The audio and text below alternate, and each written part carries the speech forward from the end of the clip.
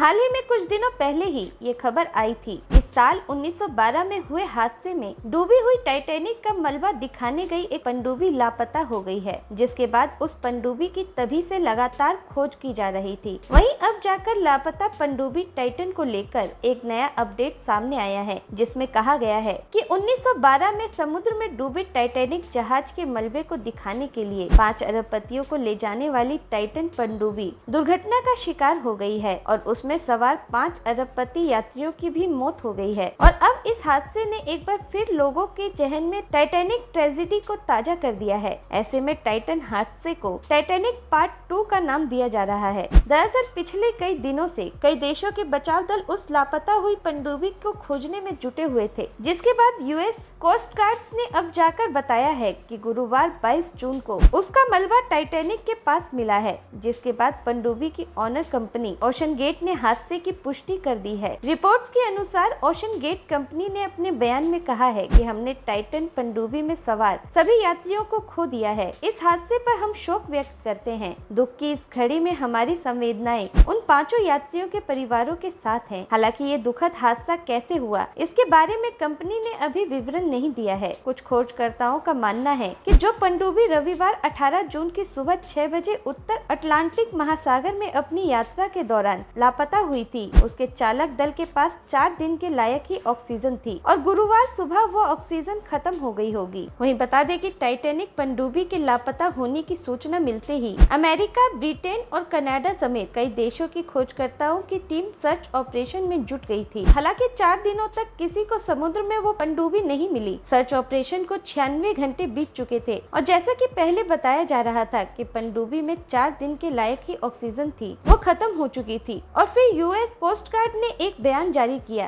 कि मध्य अटलांटिक महासागर में जहां 1912 में टाइटैनिक जहाज डूबा था, उसी के पास उन्हें पनडुब्बी का मलबा मिला है। हालांकि ये स्पष्ट नहीं है कि मलबा उसी पनडुब्बी का है जो 18 जून 2023 को लापता हुई थी। वहीं अब पनडुब्बी के दुर्घटनाग्रस्त होने की वजहों को जानने की भी कोशिश की जा रही है। एक रिपोर्ट में बताया गया है कि लापता पनडुब्बी में 10 साल पुराने गेमिंग कंट्रोलर का इस्तेमाल किया गया था, जिसने काम करना बंद कर दिया होगा। तो वहीं कुछ विशेषज्ञों का मानना है कि पनडुब्बी जब गहराई में जा रही थी तो उसमें तकनीकी खराबी आ गई होगी और ये भी हो सकता है कि वो टाइटैनिक जहाज के मलबे से टकराकर फंस गई हो। इन सवालों के जवाब तलाशे जा रहे हैं। इसके अलावा जानकारी के लिए बता दें कि पनडुब्बी में सवार 5 अरबपति यात्री टाइटैनिक जहाज के अवशेषों को देखने के लिए गए थे। उस पनडुब्बी में ब्रिटिश पाकिस्तानी अरबपति शहजादा दाऊद, एंग्रो कॉर्प के उपाध्यक्ष और उनका बेटा सुलेमान, ब्रिटिश अरबपति हामिश हार्डिंग, फ्रांसीसी पर्यटक पॉल हेनरी नाग्रियोलेट और ओशन गेट के सीईओ टॉक्टन रश सवार थे।